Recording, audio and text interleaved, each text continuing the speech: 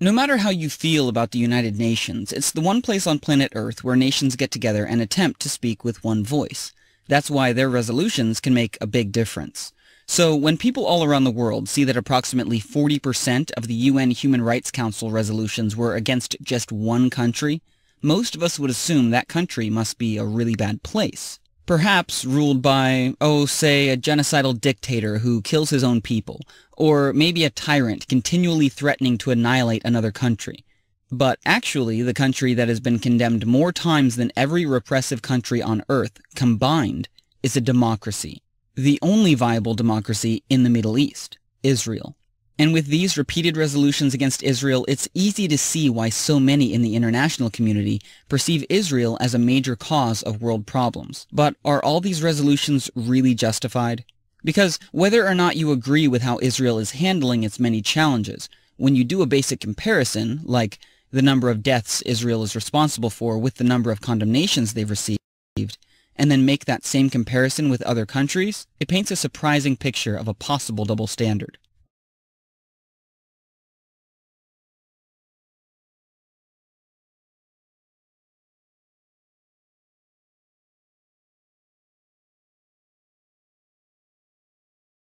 What could explain the enormous imbalance? Quick history lesson. In 1975, Cuba needed to gather support in order to take down the biggest democratic superpower dominating the global schoolyard, the United States. Seeing how the UN was mostly controlled by the democratic superpowers, Cuba, along with other communist nations, finally found a way to even the playing field, because it just so happened that, at the same time, a number of Muslim countries were looking for new, creative ways to gang up on Israel. So the communists realized that by joining the Muslims' anti-Israel coalition, they could create an unstoppable voting bloc inside the UN, because with every resolution they passed against Israel, they simultaneously discredited Israel's ally, the United States.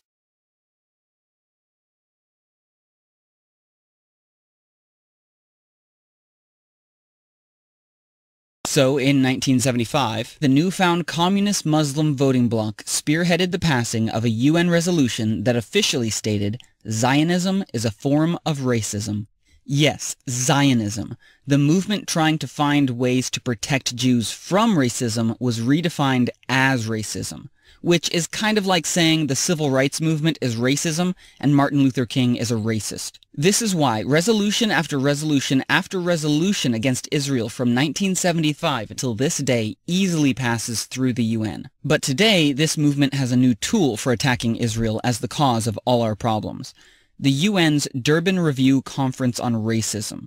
Durban is charged with finding the real root of racism, and at the last conference, keynote speaker and human rights best friend Mahmoud Ahmadinejad, the guy who openly called for Israel's annihilation, revealed that Zionism is not only racist, but the true root of racism throughout the world.